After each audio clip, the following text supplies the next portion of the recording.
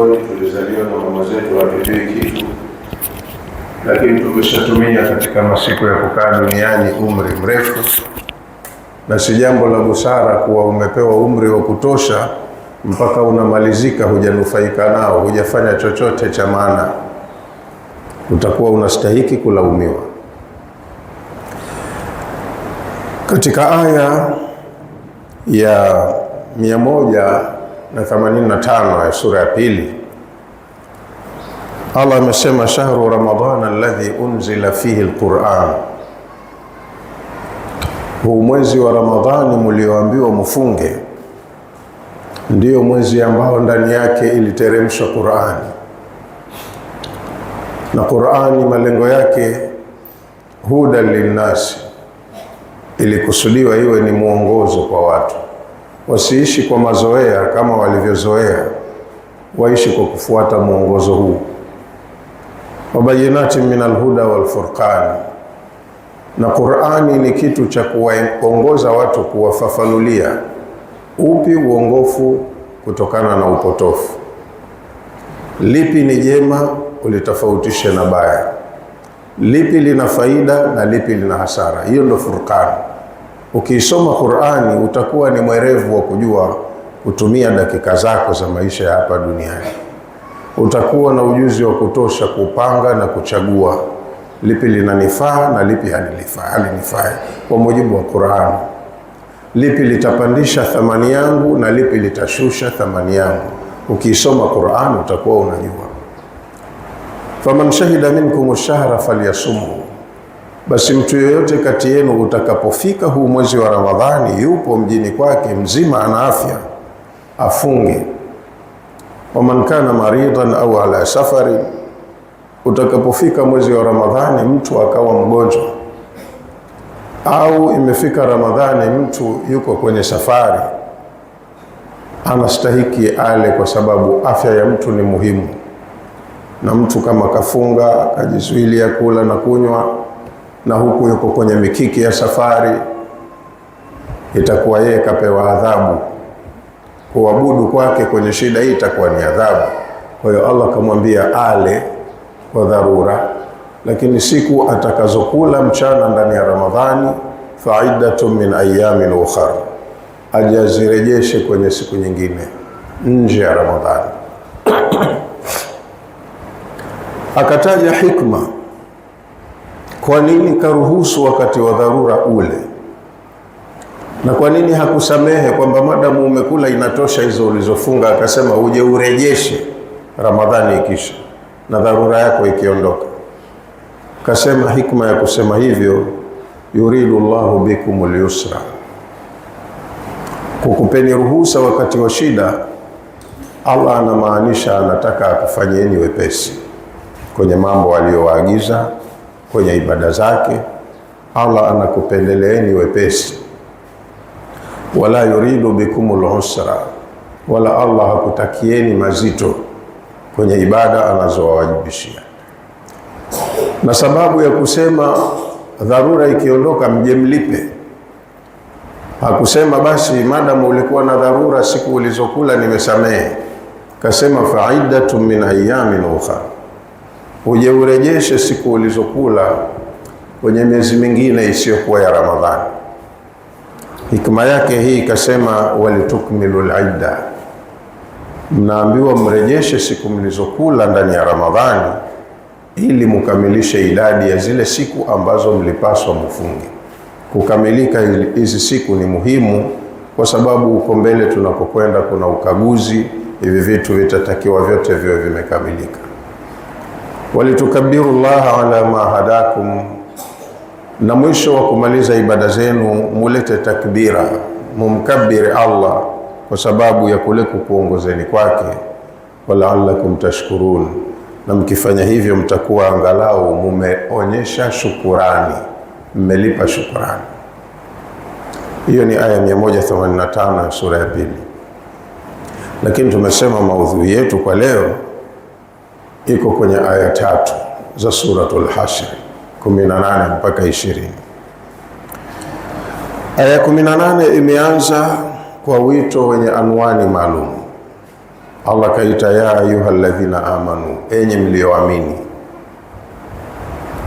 Walioamini huwa ni watu kama sisi, lakini wana sifa tofauti na wengine, maana kuna wengine wameamini na wengine hawakuamini.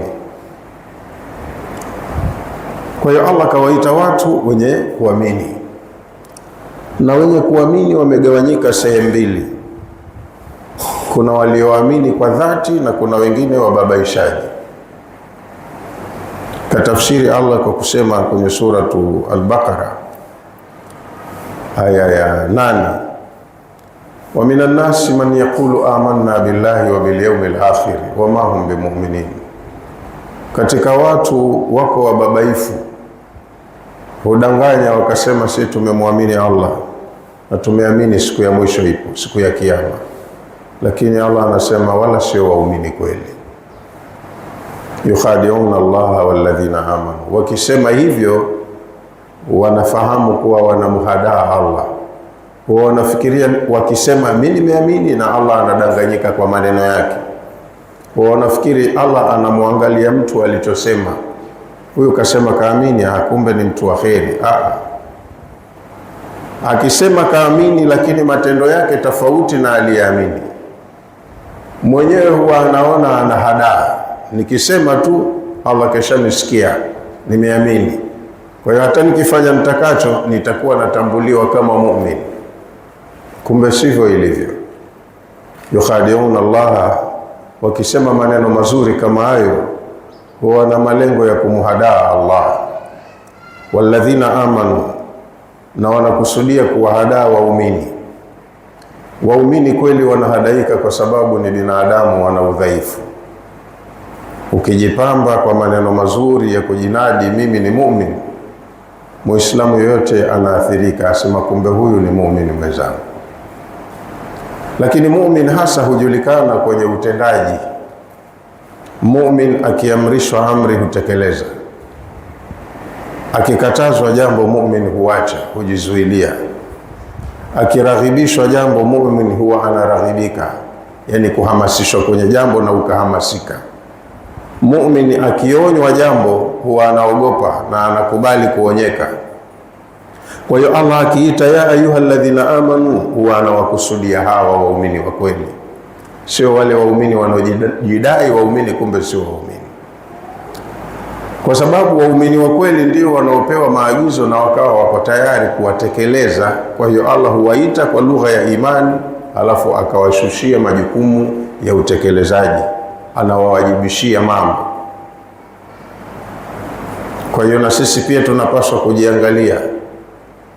Muumini gani unaambiwa usiibe halafu ukawa mwizi?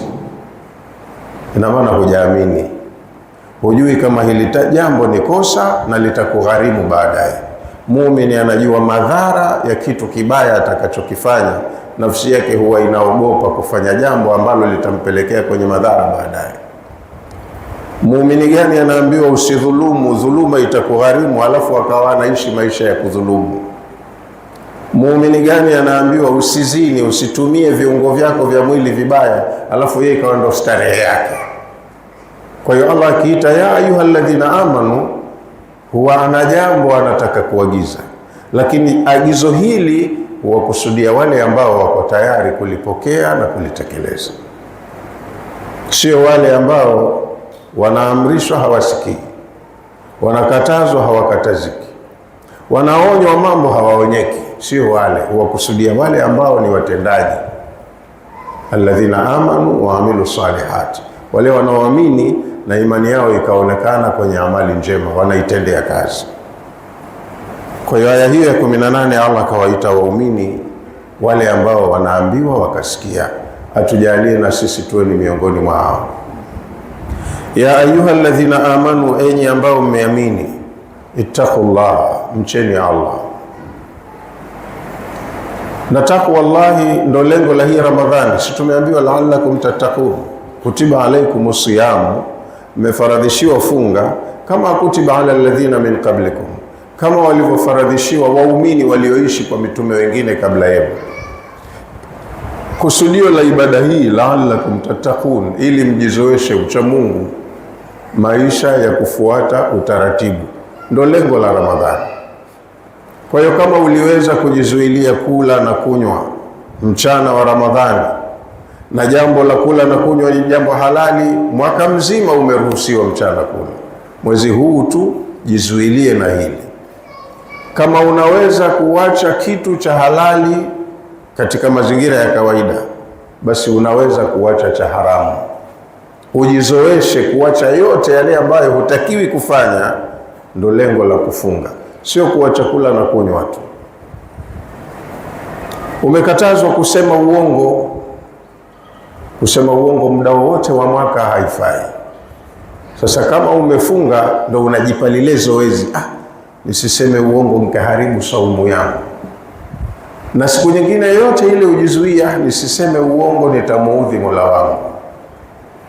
Na kila ninachokifanya duniani kinahifadhiwa, kitakuja kunitatiza baadaye siku ya kukutana na Muumba wangu. Ndo ucha Mungu. Uishi maisha ya kufuata utaratibu, ufanye yale ambayo ukifanya yanatakiwa, yanapendeza kwa Allah, na uache yale ambayo ukiyafanya yatakera, yatamghadhibisha Allah subhanahu wa ta'ala. Huo ndo ucha Mungu. Kwa hiyo aya hiyo katuagiza, baada ya kutuita kwa lugha ya imani, ya ayyuhalladhina amanu, enye waumini, ittaqullah, mcheni Mungu. Kucha ni kuchelea, kujikinga, kuchukua tahadhari, kujiwekea ngome, usije ukapatwa na maafa. Kwa hiyo mcheni Mungu, bimaana muogopeni Mungu. Kila mtu aishi maisha ambayo siku muda wake ukimalizika, akiondoka duniani kwa kifo, aende huko kwenye maisha ya kukutana na Mola wake akiwa karidhiwa, hana matatizo mengi. Hata kama aliteleza kwa udhaifu wa binadamu, iwe ni mitelezo midogo midogo ambayo inaweza kuzingatiwa na ikasamehewa. Sio unaishi duniani mpaka siku ikifika unaondoka, yani wewe ni dhambi tupu, mashaka matupu. Unakwenda kukutana na Mola wako hali ya kuwa akakukasirikia. Wewe ulikuwa unaishi kizembe, hukumcha Mungu, hukuwa na tahadhari ya kurudi vibaya.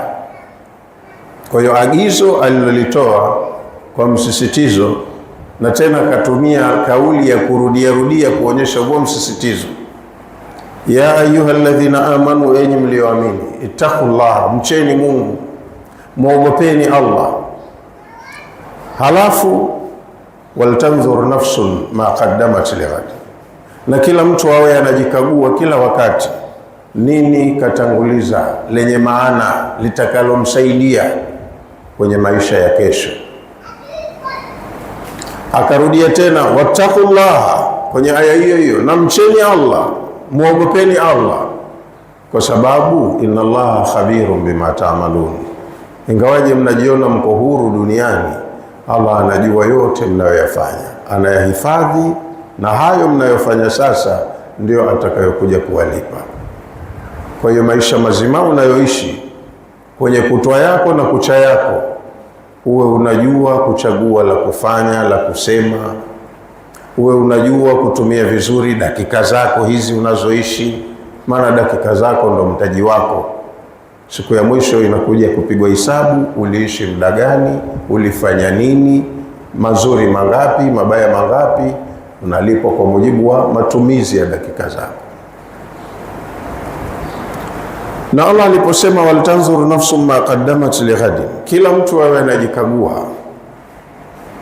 Kuna hadithi zimesema, Mtume amesema, mtu kabla hajalala atenge wakati kidogo kufikiria, kutwa yangu ya leo niliyoitumia, nimefanya jambo gani ambalo litanisaidia, ninajivunia kama muda wangu umeisha. Maana usiku ndo unaingia kulala, huna uhakika utaamka huamki. Hujalala ufikirie, nimeshaishi kutwa, nimefanya 1, 2, 3, 4, 5. Haya niliyoyafanya kwa leo, kuna lipi lenye thamani, lenye maana ambalo kwangu mimi ni mtaji?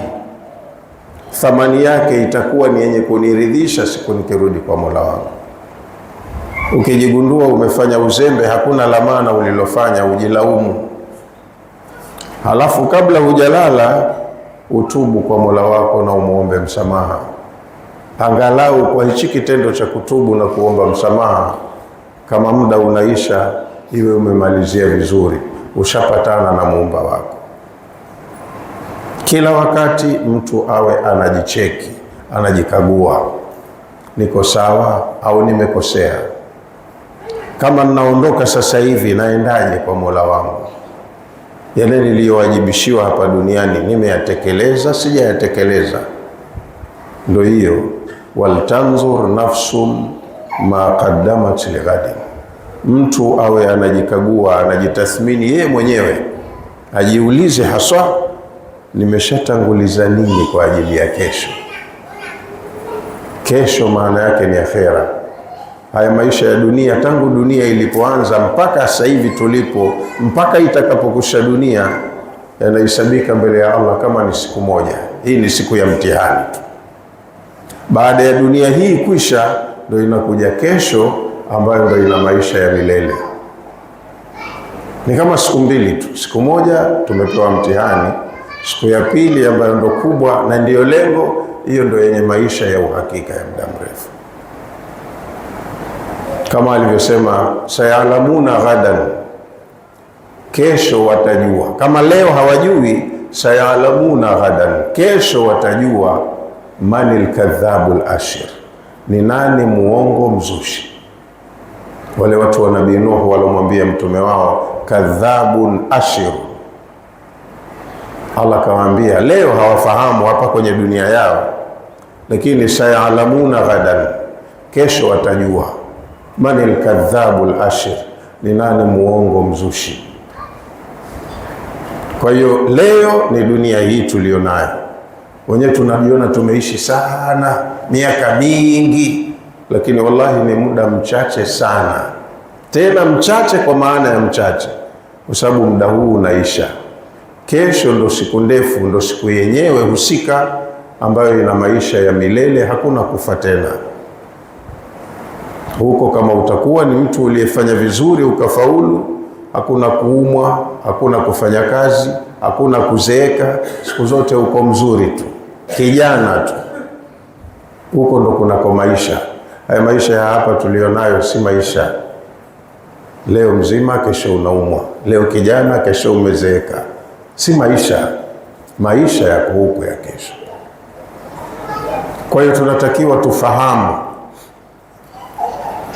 safari yetu ni ndefu na ina vikwazo vingi, inahitaji matayarisho ya kutosha. Leo uko hapa, lakini ukiondoka hapa kuna kituo kingine cha barzakhi, kinahitaji matayarisho vile vile. Barzakhi inafuatiwa na kufufuliwa, inahitaji matayarisho, kukaa kwenye uwanja wa mahshar, na hapo pana matumizi mengi. Yote yanahitajika tuyaandae hapa kwenye dunia hii tulionayo, yatatufaa baadaye. Hizi ibada tulizowajibishiwa ni muhimu sana kwa hapa tulipo, ingawaje hapa hatuoni faida yake, lakini faida ya ibada tulizowajibishiwa inaonekana baada ya kufa, kuanzia maisha ya kaburini na siku tutakapotoka makaburini na siku ambayo tutasimama kwenye uwanja huo wa Kiyama kwa muda mrefu. Maana siku ya kutoka makaburini, kabla ya kuanza kuhesabu, wanatuambia mashekhe ni kiasi cha muda wa miaka 50,000 hii tunayohesabu hapa duniani. Baada ya kutoka makaburini miaka 50,000 tumesimama, Allah hajaanza kutuhukumu tena hapo, wala hakuna chakula wala kinywaji. Kwa hiyo ni muhimu mtu kuwa anatumia wakati kutafakari safari yake ndefu, mahitaji na maandalizi yanayohitajika. Muda wa kuyafanya maandalizi hayo ndo huu wa hapa duniani. Tusitumie dakika zetu vibaya kwa kufanya mambo ya upuuzi ambayo yanakuwa ni mazingira hatarishi kwa maisha yetu yanayokuja. Tutumie muda vizuri. Halafu aya iliyofuata ya 19 akatuonya Allah subhanahu wa ta'ala kwa kusema wala takunu kalladhina nasullaha faansahum anfusahum. Nyinyi waumini, kama ni kweli mmeamini, musiwe kama wale watu ambao walidharau maagizo ya Allah. Wala takunu kalladhina nasullaha, wala musiwe kama wale waliomsahau Allah. Nasu inatokana na neno nisyan. Nisyan ni kusahau, lakini neno hili likitumika kwenye Qur'ani halina maana ya kusahau kule kughafilika. Kusahau Allah anachukulia ni ile dharau, kwamba kakupa jambo, kakuagiza jambo, kakukataza jambo, wewe ukapuuza. Alilokuamrisha ukaliacha, alilokukataza wewe ukafanya, maana yake umepuuza agizo lake. Ndio asema umemsahau. Maana kama umemsahau hivi. Sasa kama nyinyi ni waumini, la takunu kalladhina nasullaha, msiwe kama wale watu ambao wameyasahau maagizo ya Allah, wakayapuuza na kuyaweka nyuma ya migongo yao. Wanaofanya kosa hili la kudharau maagizo ya Allah, fa ansahum anfusahum, Allah na yeye huziacha zile nafsi zao katika hiyo dharau. Maana yake ni nini?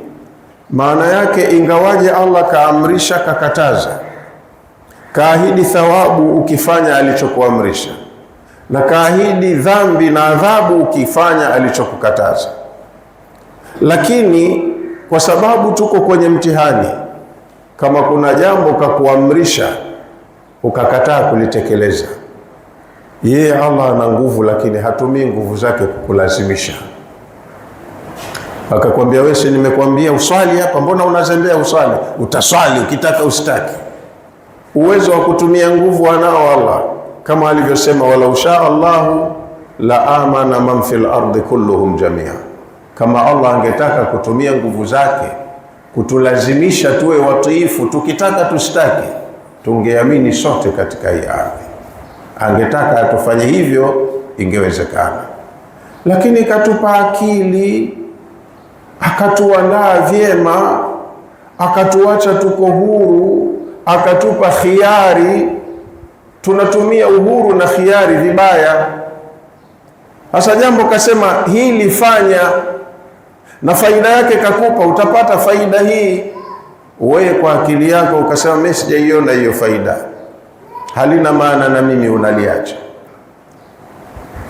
Hii ndo kusahau kwenyewe, ambao ni kudharau.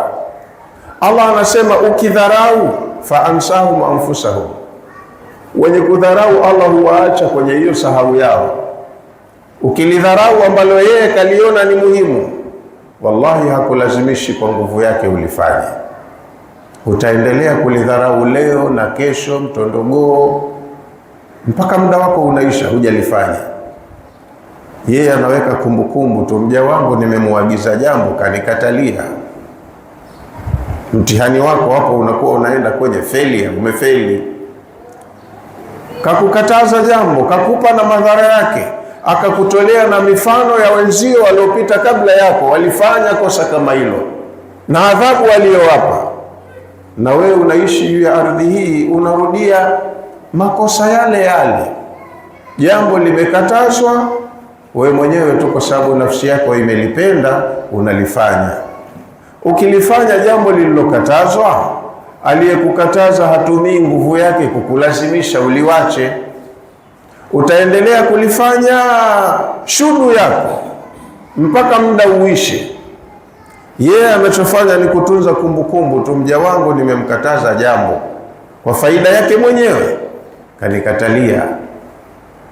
Sasa siku ukiondoka hapa, ndo unaona madhara ya kuamrishwa ukakataa kutekeleza, au kukatazwa ukafanya ulilokatazwa. Siku ya roho kutoka, ndo unaona madhara yake. Alichokifanya Allah, wewe uliposahau kakuacha kama ulivyo kwenye sahau yako. Wewe ulipoyapenda aliyoyakataa, kakuacha kama ulivyo na mapenzi yako. Wewe ulipochukia aliyokuamrisha, kakuacha kama ulivyo na chuki yako. Wewe si ukupenda, sawa, yeye anatunza kumbukumbu tu.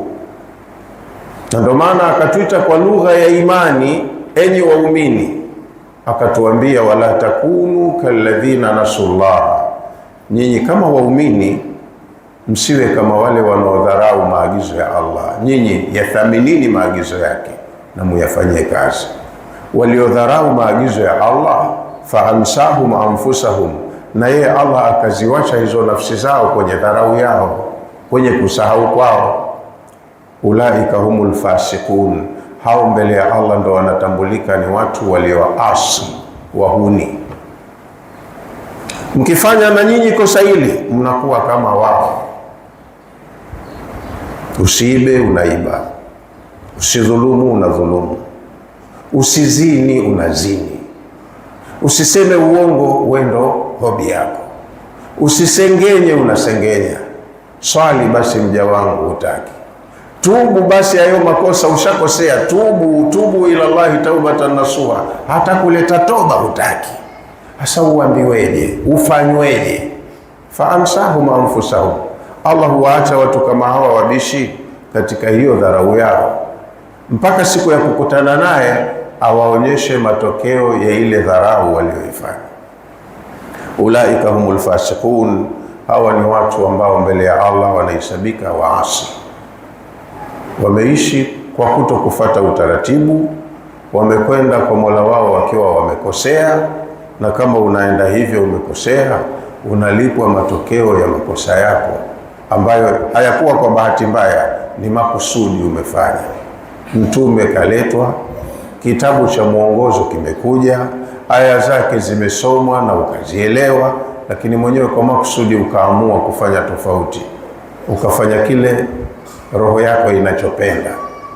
Watu wa mjini wanasema anafanya kitu roho inapenda. Kwa hiyo kama unafanya kitu roho inapenda, wewe fanya tu, hakuna atakaye kulazimisha uache.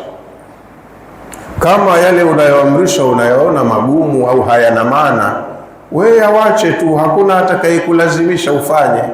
Lakini siku zako za kukaa hapa zinahesabika, na muda ukisha unaondoka. Matamu na machungu ya matumizi ya dakika zako utayaona siku ya kutolewa roho. Maana siku ya kufa mtu anakuwa na akili nzuri, yote huwa anayafahamu. Kama alivyosema Sayyidina Ali, annasu niyamu, watu hapa duniani tunakuwa kama tumelala vile. Tuko hai, tumacho, lakini kiuhalisia hapa duniani watu tunakuwa kama tuko usingizini. Faidha matu ntabahu, pale wakifa watu ndo wanatanabahi. Anaona mtu makosa aliyoyafanya, hasara iliyomkabili, mazingira magumu anayokwenda kukaa, pale ndo anaona. Idha matu, wanapokufa, intabahu, ndo watu wanatanabahi. Wa idha ntabahu nadimu, wakitanabahi kila mtu pale huwa anajuta, lakini majuto hayasaidii kitu. Wa idha nadimu la yanfa'u nadam, wakijuta baada ya kuishi, baada ya kuondoka maisha haya, majuto baadaye huwa hayana manufaa, hayamsaidii.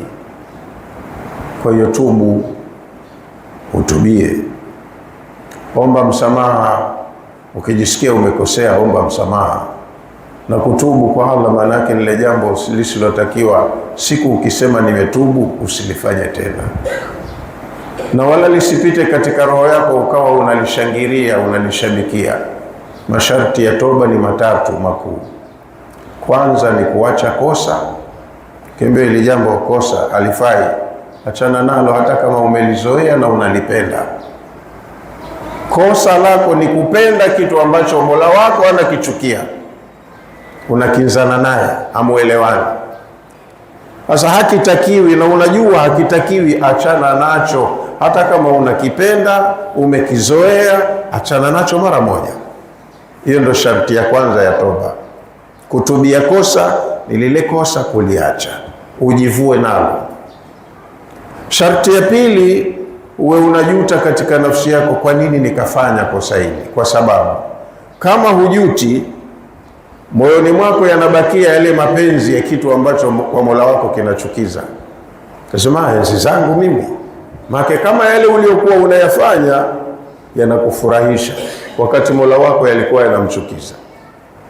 Sasa futa kabisa moyoni mwako mapenzi ya kitu kinachochukiza, na ujute kwa nini ulifanya kitu kama hicho. Allah akikuona kutoka moyoni umejitakasa, hapa ndo anakuwa yuko tayari kukusamehe. Na sharti ya tatu, utie nia madhubuti kwamba jambo hilo hutofanya tena kwenye maisha yako. Uliache, ujute kwa nini ulifanya, na uweke nia kwamba sitolifanya tena. Ukifanya maamuzi hayo na Allah awe anajua kweli kutoka moyoni umekusudia, ukishafanya hivyo tu Allah kisha kusamehe yote uliofanya, yawe ni mauaji, ushirikina na madhambi makubwa makubwa yote. Ushasikia hili jambo halifai na unaamini kweli halifai, basi fanya taratibu hizo, itakuwa ndo toba yako kwa Allah.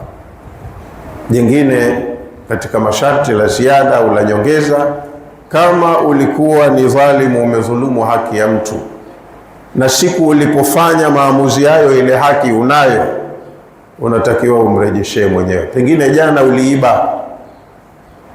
uliiba lakti ya mtu ya dhahabu, ukaja ukafahamishwa ubaya wa wizi, lakti ya watu unayo, mwenyewe anasikitika huko aliko.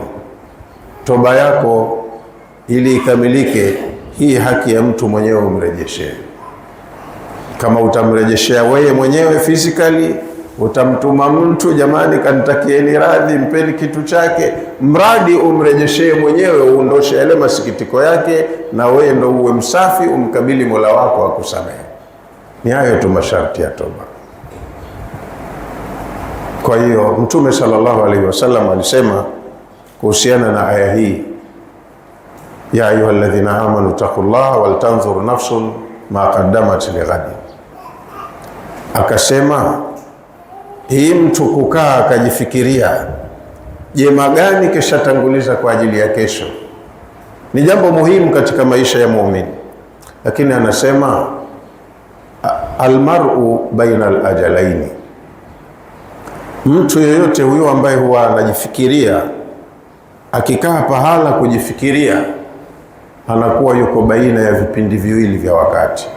Ajal ni muda, kwa hiyo kuna muda wa aina mbili, na wewe ndo umekaa katikati hapa, kama ni kitandani kwako, juu ya kochi, juu ya msala, umekaa unafikiria, hivi mimi tangu nije duniani nishasoma sana kwenye Qur'ani sifa za watu wema, mema walioyafanya ambayo Allah kawasifia. Mimi ninafananaje na hawa watu? Nimefanya lipi la maana? Kuna watu yako wamefanya yakasifiwa, tunatakiwa tuwaige. Hasa hawa wamefanya hichi, mie nimefanya nini? Nifahamu, utajikuta ulichokifanya. Madamu upo duniani hapa, hujakaa bure, kuna mambo mengi unafanya wewe mchana na usiku. Sasa hayo unayoyafanya yote ndo amali zako. Jiulize, hizi amali zote nilizofanya tangu nije duniani, muna zamana zozote za kunisaidia nikiondoka duniani? Kwa hiyo hapa kuna kitu kinatuongoza, almar'u baina alajalaini. Mtu huyu anayekaa kujifikiria akhira yake na dunia yake, pale alipokaa kitako, anakuwa kakaa baina ya vipindi viwili vya wakati, baina ajali ma qad mada, yupo baina ya muda aliyokusha kuutumia, la yadri ma Allahu qadin fihi, na huwa hajui mtu yoyote muda aliyoutumia Allah kamhukumia nini, kapatia kakosea, anaenda janna au anaenda jahannam, karidhiwa au kakasirikiwa, hakuna mtu anayejua. Hata hawa watendaji wanaotenda mema wanatenda, akesha mtu anajiuliza, sijui kama amali yangu imekubaliwa. Maana inawezekana umeingiza kitu kikabatilisha amali yako. Sasa unafanya, unajitahidi kufanya kwa ikhlasi, lakini usiwe na overconfidence, ukajiamini sana kwamba mimi ni mtu wa peponi tu na ngojea nife nende peponi. Uweke na upande wa pili tahadhari, sijui kama nilichofanya kimekubaliwa. Wewe unafikiria akhera yako, lakini ujiulize muda uliokusha kuutumia kabla hujenda uko akhera, ndo uko hai hapa unafikiria, utajikuta kuna muda umeshautumia. Mimi niliyoko mbele yenu hapa nilikuwa mtoto kwetu, nimenyonya kwa mama, niliishi maisha ya udogo, nimekuwa, nimesoma madrasa, nimefanya hichi na hichi na hichi, lakini siku zinaenda kama kucheza. Sasa hivi ndo ninaonekana kizee, meno yameng'oka, ndevu zina mvi na nywele mvi tupu, ndo mie na naweza nikakaa nikarecall kwa kiasi fulani maisha yangu ya hatua zote za nyuma, lakini nikijiuliza muda wote niloishi juu ya ardhi hii, kuna jambo hasa la maana la kutegemea kwamba mimi nikiondoka linanifaa huko mbele? Silioni. Sijui kitu cha maana chenye uzito ambacho nimefanya hichi nitajivunia nikiondoka duniani, huenda kikawa msaada kwa.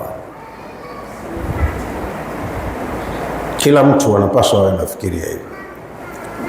Wa baina ajali ma qad baqiya, na anajikuta yuko baina ya muda ambao umebakia. Maana madamu uhai unafikiri, muda ule kuutumia ufikirie, lakini ukishaufikiria huu muda, la tadri ma Allahu qadhin fihi, hujui wewe Allah kakuhukumia nini kwenye muda wake wote uloutumia. Umepatia ulioyafanya au umekosea, wewe mwema au muovu, hujui, kwa sababu mtu hajipasishi mwenyewe, kuna anayempasisha mtendaji. Mtu hajisifu mwenyewe, yuko ambaye anaweza akamsifia. Yule ambaye unafanya kwa ajili yake na akawa karidhishwa na ulichofanya. Fala tuzaku anfusakum, Allah amesema kwenye suratul Najmi, msijitakase wenyewe, huwa a'lamu bimani ittaqa, yeye Allah ndo anamjua kati yenu nani kamcha Mungu, nani kapatia, nani yuko vizuri, yeye ndo anayemjua, sio nyewe wenyewe. Nyewe ni watu wa kujisifu, kujikweza, kujifagilia. Msijitakase wenyewe. Kwa hiyo muda ulioutumia hujui Allah kauchukuliaje, umefanya vizuri au umeharibu. Wa baina ajali ma qad baqiya, na utajikuta huko baina ya muda uliobakia, muda uliotumia na uliobakia. Kama umekaa uhai unafikiri bado muda upo, ndo mauti hayajakufika, hata kama dakika 5 ziko mbele, ni muda huo na ni muhimu sana kwako. Lakini siri iliyopo, ajalu ma qad baqiya, muda uliobakia, la yadri ma Allahu sani'un fihi. Huyu mja anayefikiria muda uliobakia huwa hajui nini Allah atamfanyia. Muda uliopita ushafanya mengi, lakini hujui kama yamekubaliwa, yatakupeleka pema. Na muda uliobakia hujaufika, hujautumia, lakini hujui Allah kakupangia kukupa mtihani gani. Wengine huwa wanaanza vizuri, kazaliwa Muislamu, kalelewa Kiislamu, kasoma madrasa, si mjinga, anajua kila kitu, akaishi muda mrefu katika kufanya mambo kwa mujibu wa maadili mema ya dini, kwa sababu ndivyo alivyolelewa. Lakini Allah baadaye akaja akampa mtihani ukasababisha aharibike. Pengine alikuwa mnyonge nyuma, maskini, hatua za mwisho huku utu uzimani akaja akapata neema ya mali, akawa tajiri. Utajiri sasa ukampa batara, akasema nimepoteza muda wangu mrefu, sasa hivi ndo muda wangu wa kustarehe. Anastarehe uzeeni, akaacha ibada, akaacha ikhlasi wakati wa kutenda mambo yake, akawa ni mtu wa vurugu na fujo mpaka mauti ghafla yanamnyakua. Kama alikuwa ana tabia hii ya kufikiria matumizi ya muda wake, muda mwingi wa nyuma kautumia vizuri, anaweza akajipa moyo, lakini anakuja kupewa mtihani mwishoni unamharibia yote mazuri aliyoyafanya, na mtu huhukumiwa vile anavyomalizia. Sasa kama ulioutumia hujui umechukuliwaje, na unaokuja hujui utapewa mtihani gani, panahitaji umakini mkubwa sana. Huu muda ulioutumia na hujui ukoje, ulete toba sana na istighfari, na muda uliobakia hauja kufika mitihani yake, umuombe sana Allah msaada na uchukue tahadhari. Uwe na umakini wa kupanga na kuchagua lipi linafaa, lipi halifai. Usije ukaingia kwenye mtego kama sasa hivi tunaingia kwenye mambo ya kisiasa. Jaza fomu, tunakupenda uwe mbunge wetu, tunataka uwe hivi, uwe hivi. Sasa hivi uko 5 salawati, unakuja madrasa, wengi wako kwenye mambo yao sasa hivi na starehe zao. Wewe unajitahidi kwenda kwenye majalisi za kheri. Ukihisi hili wanaloniitia litaniharibia, hata kama unaliona ni zuri, waambie kwa hili si saizi yangu, siliwezi. Kwa tahadhari tu, usije ukamwasi Mola wako ukamalizia muda wako vibaya. Maana ukichukuliwa na kundi la watu wenye tabia zao wenyewe wanavyojuana, wana sera zao, wana dira zao, wewe huwarekebishi wale watakurekebisha wewe uishi wanavyotaka. Umenifahamu vizuri? Huwezi kusema mimi mtu na akili yangu timamu. Wanaopotoka wote wanakuwa na akili zao timamu, wasomi na kila kitu. Kwa hiyo wewe mwenyewe uwe na umakini wa kujua hili jambo nalimudu, hili jambo silimudu, hili jambo kwangu lina kheri, hili lina shari. Ujue kufanya maamuzi sahihi kwa kutafuta radhi ya Allah na kutengeneza mazingira ya kumalizia muda wako vizuri. Hapa duniani tunapita tu, na mwisho wa safari ni kifo. Tunaondoka duniani kwa kifo, lakini kifo sio mwisho. Kuna vituo vingi tunavyopita mpaka ufike kwenye kituo cha mwisho kabisa, aidha peponi au motoni. Wala takunu kalladhina nasullah, wala nyinyi waumini msiwe kama wale waliodharau maagizo ya Allah. Bimaana msiyadharau, mwefanyie kazi. Faamsahum anfusahum, waliodharau maagizo ya Allah na yeye akawaacha katika ile dharau yao. Wamesahau na yeye kawasahau, ndo maana yake. Si umesahau basi na mimi nabakia kukuacha katika sahau yako. Ulaika humul fasiqun, hao ni watu walioasi kwa Mola wao. Na aya ya mwisho katika 3 nilizosema nitazisoma inasema la yastawi ashabun nari wa ashabul janna, hawawi sawasawa watu wa motoni na watu wa peponi. Usawa gani? Hapa duniani tumechanganyika, waumini na makafiri tuko hapa, tumechanganyika, tunaamiliana, tuna kila kitu. Lakini inawezekana mtu kafiri anatenda maovu akasema mimi hata nikirudi kwa Mungu wangu mambo yangu yatakuwa mazuri hivi hivi. Wala irji'tu ila rabbi inna li indahu lal husna, si mnaniona nilivyo hapa, ni mheshimiwa, mimi nina mali na hivi, nyota njema huonekana asubuhi. Kwa hiyo mimi hata nikifa hivi vitu vyangu ninaenda navyo huko akhera, huko nitakuwa mheshimiwa vile vile. Inatengenezeka picha kwamba huyu mtu ambaye hapa duniani mnyonge, hana maisha, huyu hata tukirudi kwa Mungu anakuwa hivyo hivyo.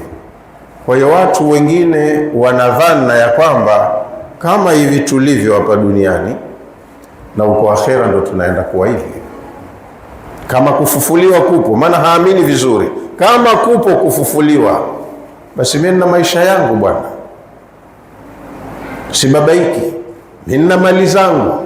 Wewe una mali uipate wapi na unaenda na sanda tu peke yake kaburini? Mali unawaachia wengine, wanarithi huko, wanavuruga.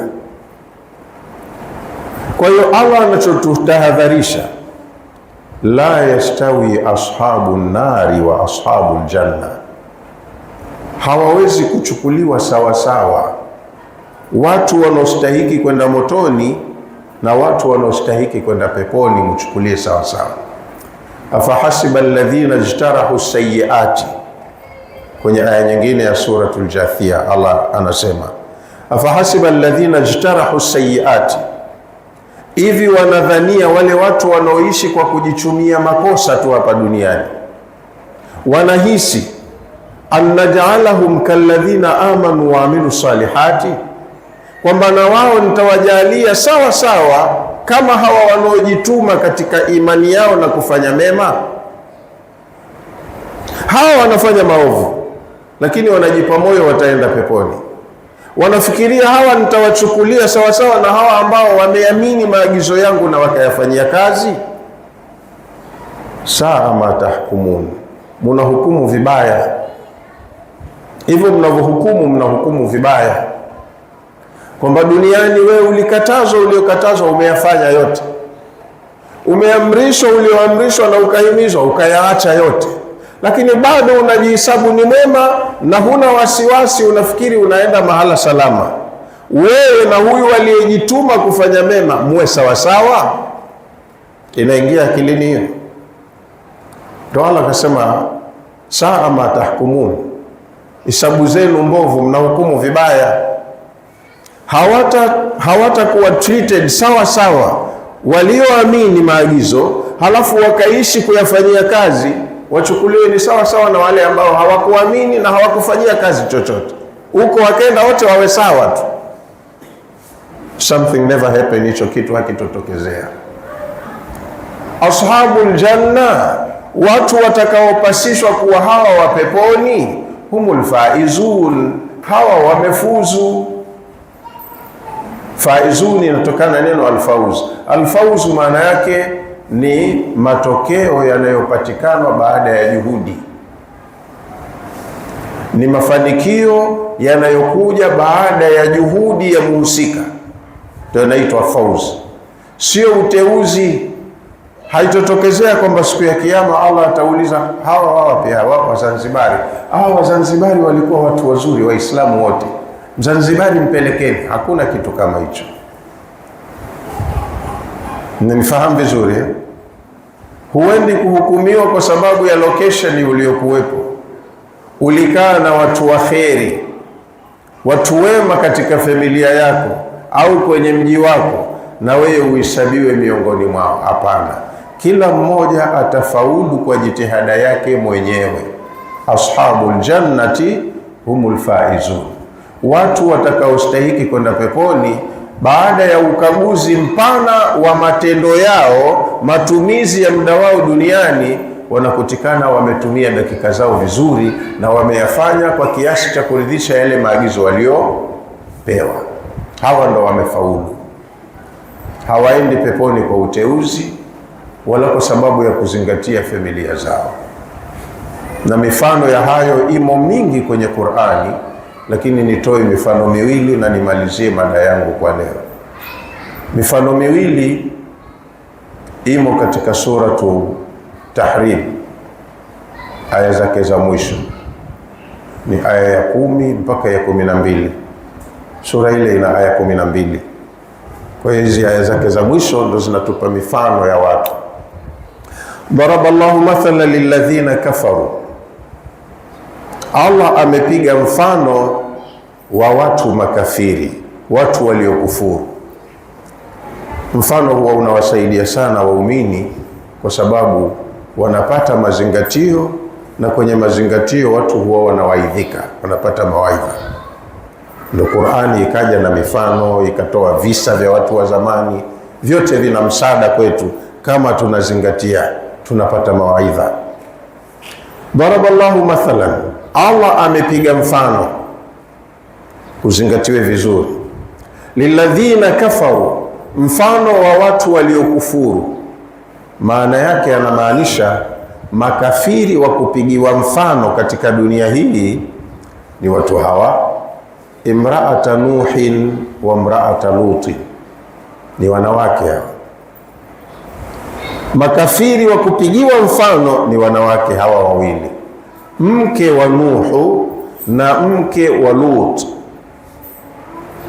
Nuhu na Lut ni mitume wa Allah subhanahu wa ta'ala. wametumwa kuja kuwaongoza watu hapa duniani.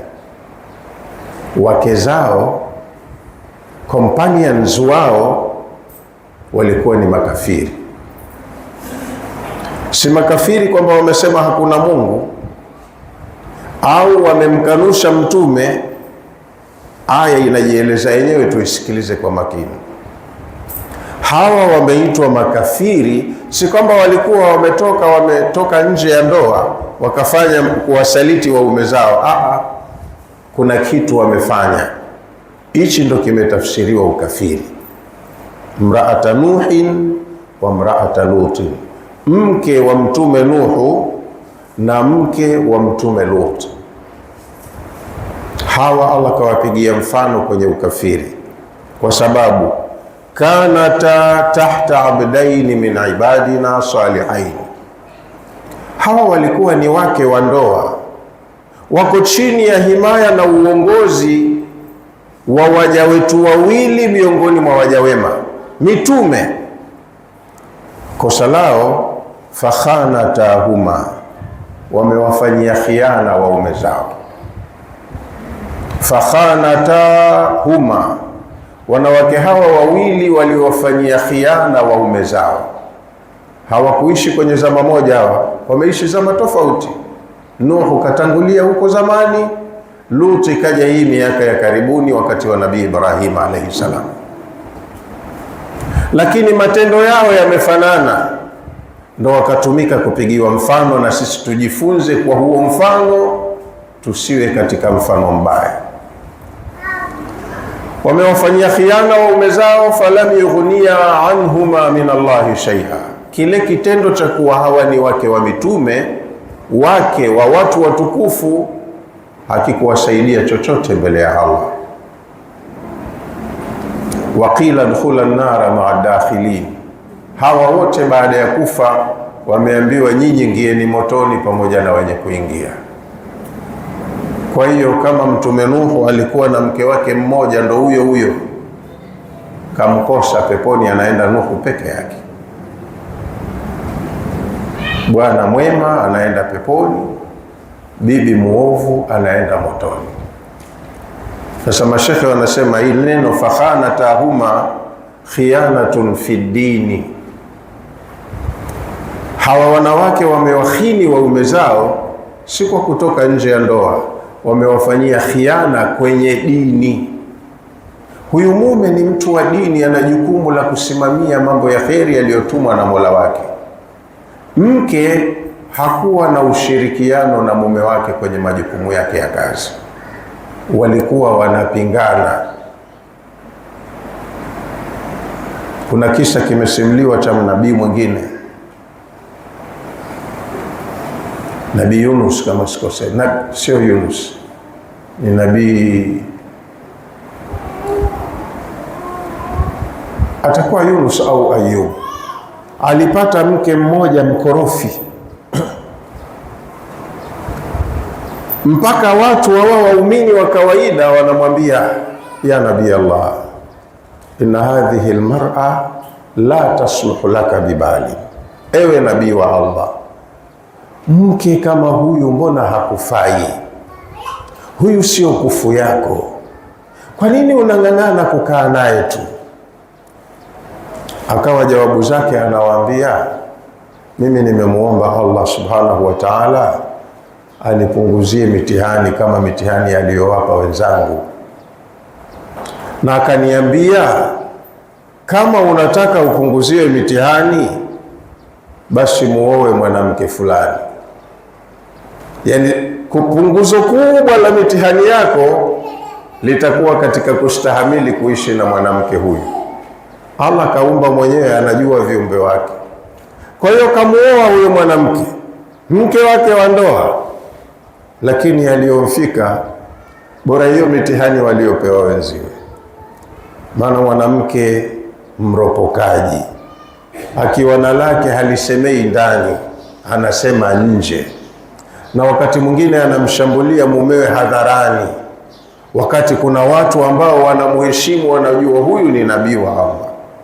Mwanamke anakuja anaambia, anta alladhi tazumu annaka nabiy, Wewe ati unadai mtume mbele za watu.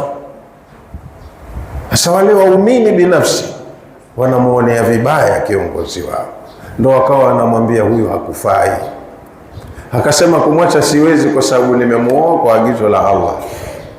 Sehemu kubwa ya mitihani waliopata wenzangu, mimi ndo nimepewa kwa kustahimili kukaa na mwanamke mwenye tabia kama hizi. Kwa hiyo wanawake ndo Allah kawatumia kupigia mfano. Nabii Nuhu kwa mfano, Nabii Nuhu yeye kapambana na ushirikina, watu wake wanaabudia masanamu. Lakini kitendo cha mke wa Nabii Nuhu kilikuwa kinaonyesha haridhishwi na kazi ya mumewe. Inahusu nini? Kwani si uachie tu? Mke wa mtu kama huyu alikuwa ni msaada mkubwa, anatoa ushirikiano kwa watu ambao mume wake ni maadui zake, anawasaidia maadui wa mumewe, kwamba lile jambo la mjini huyu bibi ndo analishabikia, anasapoti kinachofanywa na watu ambao wanapingana na mume wake, hata kama hana mahusiano nao ya kimapenzi. Na nyumbani bibi, bwana pika pakua, nidhamu ya nyumba iko kama kawaida, lakini masala ya kiimani huyu bibi alikuwa hayuko pamoja na mumewe, kama hautambui vile utume wa mumewe. Hiyo ndo khiana aliyoifanya. Na mke wa Nabii Lut alayhi salam, Nabii Lut tunajua watu wake walikuwa wana makosa mengi, kama mtume alivyosema, kana liqaumi lutin 11 jarima. Watu wa Luti walikuwa wana makosa mabaya 11, lakini kubwa lao linalojulikana itiyanu rajuli ba'daha itiyanu rijal ba'dhum bi ba'd. Walikuwa wanaingiliana wanaume kwa wanaume. Watu wake walikuwa hawataki kuoa wanawake, walikuwa wanafanya mapenzi ya jinsia moja. Sasa hili jambo ambalo Luti anapambana nalo, mkewe ndani ndo alikuwa analishabikia. Sijui kama mnanifahamu nikisema au. Siku walipokuja wajumbe wa Allah kuiangamiza nchi ya Sadum, malaika wamekuja kwa sura ya binadamu, watu kama 11 hivi, wanaongozwa na Jibril alayhi salam. Wamekuja kwa sura za kibinadamu, hata Nabii Luti mwenyewe hakuwajua, kawaona ni wageni wa kibinadamu. Wamefika nyumbani, Luti hayupo. Luti alikuwa na mkewe na watoto wake wawili wa kike. Watoto wake Allah kamsaidia, wamenyooka, wamefuata dini ya baba yao, wacha Mungu. Mke kapinda, yale mambo ya mjini ndio yeye anayashabikia. Sasa siku walipokuja wageni hawa wa kuangamiza, Luti wamemfuata huko bondeni, katoka nao kawapita nao njia za panya mwituni, akatokezea nao nyumbani, waje wakae wazungumze, ili asikilize shida zao, halafu kama ni wasafiri awaelekeze njia salama, hapa si salama, msikae. Basi Luti kaingia nyumbani na wageni wake, mke wake katoka kwa mlango wa nyuma huyo, kaenda vijiweni huko kwa mababe, akaenda akawaambia, jamani, leo nyumbani kuna wageni, mtafaidi kweli kweli, watoto wazuri, sijapata kuona mfano wake. Mume anapambana na jambo baya kama hili, mke analipa nguvu, analisaidia tena hata kwa wageni wa mumewe nyumbani. Mmeona hiyo picha? Kwa hiyo hawakustahiki, sio pea sahihi mke kama huyu kuwa chini ya mume kama huyu. Kwa hiyo Allah akawaambia, udkhula an-nara ma'a dakhilin, nyinyi ingieni motoni pamoja na wenye kuingia. Hawakuwa wake sahihi wa watu kama hao. Wadaraba Allahu mathalan, na Allah amepiga mfano mwingine. Huu ni mfano wa watu wabaya, makafiri. Wa kupigiwa mfano ni wake wa mitume wa Allah, hawakunyooka kwenye dini. Kwa hiyo wewe ukishika dini yako inakuwa ni maudhi kwa mkeo, hamfanani. hamwendi sambamba, au mke kashika dini, mume dini ya mkewe anaiona ni tatizo, hawako sambamba. Kwa hiyo Allah kapiga mfano mwingine wa waumini, wadaraba Allahu mathala lilladhina amanu. Allah amepiga mfano wa walioamini, waumini wa kupigiwa mfano. Wa kwanza, imraata Firaun, ni mke wa Firaun. Angalia, the opposite is the case. Kwa mitume kumepigwa mfano wa makafiri. Kwa Firauni ambaye kajiita yeye mwenyewe ndo Mungu na watu wake wamwabudie, katoka muumini wa kupigiwa mfano. Idh qalat, mwanamke huyu ni muumini wa kupigiwa mfano pale aliposema, rabbi ibni li indaka baitan fil janna, Mola wangu naomba unijengee jirani na wewe uko uliko nyumba peponi. Wanajini min Firauna wa amali, na kuomba uniokoe na Firauni na matendo yake. Wanajini min alqaumi zalimin, na uniokoe na watu madhalimu hawa, Firauni na serikali yake. Huyu ni mke wa mfalme tajiri maarufu mwenye dola kubwa.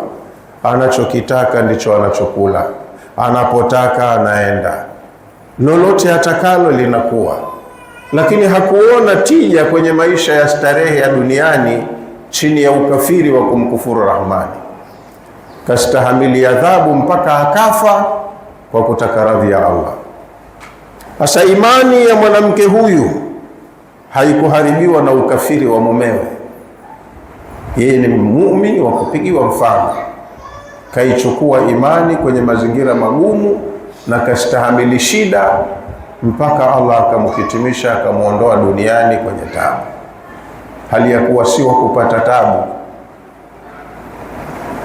Anayependa raha, hata kama mumewe jambazi wa kutumia silaha, yeye anataka mshiko uwepo nyumbani tu. Jamaa akenda akapiga mshindo, anaachiwa milioni 100, milioni 150, gari la bei mbaya bibi anaendesha, yeye hajui mumewe anafanya nini, anachotaka mambo yanyoke. Huyu hakuwa hivyo. Huyu ni muumini wa kweli, hakuwa hivyo. Kataka radhi ya Allah, kaachana na dunia na raha zilizoko kwa mumewe kwenye ndoa yake. Na mwanamke mwingine wa kupigiwa mfano katika imani wa Maryam binata Imran, na mfano mwingine wa waumini ni Maryam mtoto wa kike wa Imran, allati ahsanat farjaha, ni mwanamke ambaye aliuhifadhi utupu wake, hakutumia kwa mwili wake vibaya. Fanafakhna fihi min ruhina, tulipulizia kwenye mwili wa mwanamke huyu roho inayotokana nasi, akabeba ujauzito bila ya kuingiliwa. Wasaddaqat bikalimati rabbiha wa kutubi, mwanamke huyu alikuwa ni msomaji wa kitabu cha Mola wake, kayatekeleza maagizo yaliyomo kitabuni na maagizo waliofundisha mitume wa Allah. Wakanat min alqanitin, mwanamke huyu alikuwa yuko katika orodha ya watiifu, watu watiifu. Na imekuja aya kwa sigha ya jamu mudhakkar, kanat min alqanitin, mwanamke alikuwa yuko katika orodha ya waliofaulu, waliofanya vizuri mitihani yao. Kwa hiyo performance yake ni kubwa, ana compete na wanaume waliofanya vizuri huyu mama.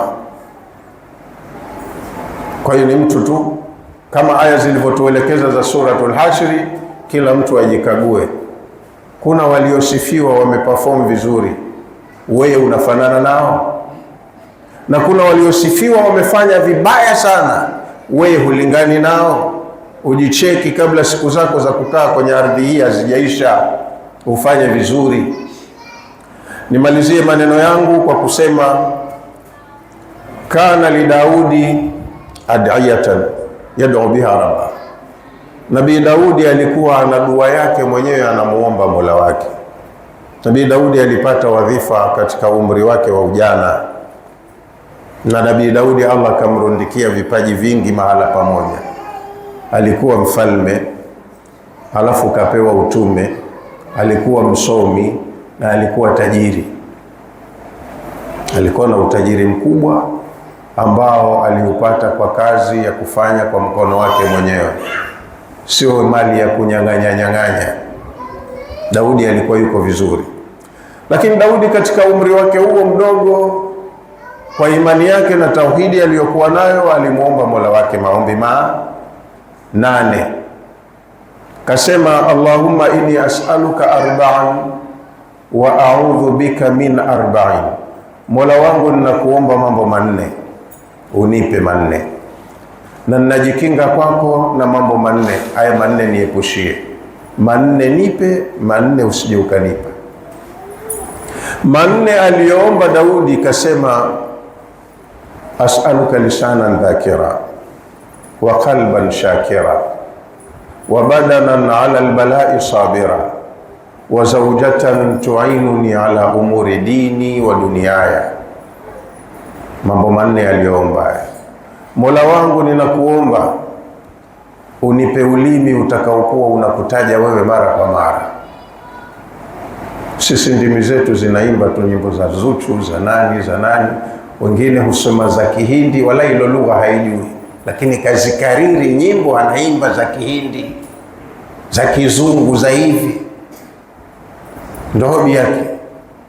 Kumbe kuna maneno yana faida kubwa tu, yana thawabu nyingi tu, mepesi sana, lakini huwa yanadharaulika. Mtu haoni faida yake, anakwenda kushughulika kuutumia ulimi wake kutamka kwa muda mrefu maneno ya kipuuzi yasiyo na maana yoyote. Daudi kaomba ulimi wake uwe unamtaja Allah mara kwa mara. Huyo mtu mwanamume na shughuli zake ana mengi, lakini kipaumbele chake ni hicho, lisanan dhakira, nipe ulimi utakaokuwa unakutaja wewe Mola wangu mara kwa mara. Wa qalban shakira, naomba unipe na moyo wenye shukurani, moyo wangu una shukurani. Au mapokezi mengine imekuja wa qalban khashia, nipe moyo mnyenyekevu utakaokuwa unakubaliana na matakwa yako. Moyo wangu upende kile ambacho wewe unapenda.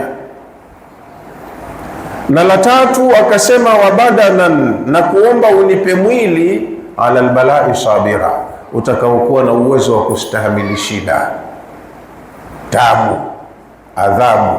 Daudi alikuwa mwanajeshi, tangu umri wake wa udogo ni mwanajeshi, na nchi yake mara kwa mara inaingia vitani.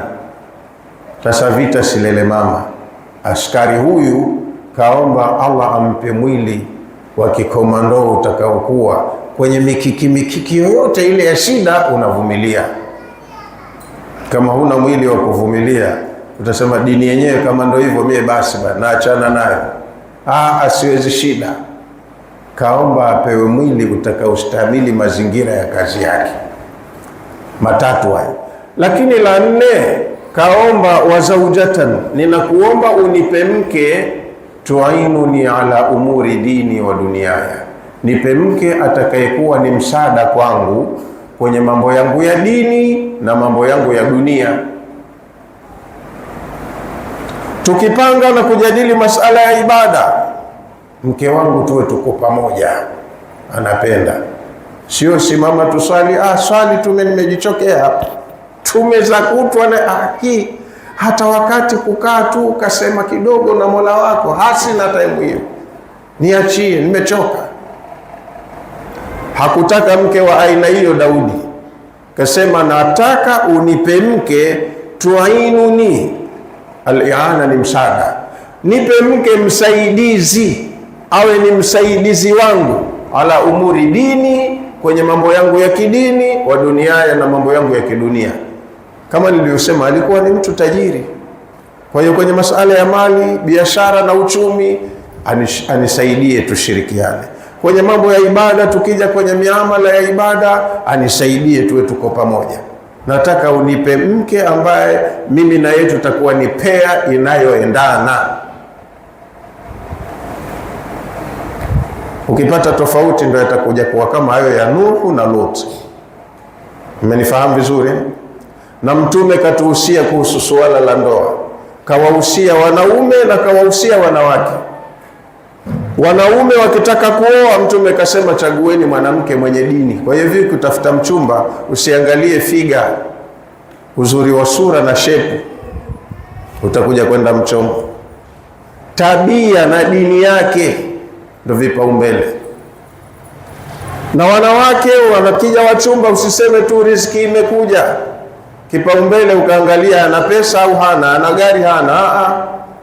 Wameambiwa watafute mchumba au amkubali mchumba mwenye dini na tabia njema. Kwa hiyo hili Daudi ndio lilikuwa chaguo lake, ndio kipaumbele chake.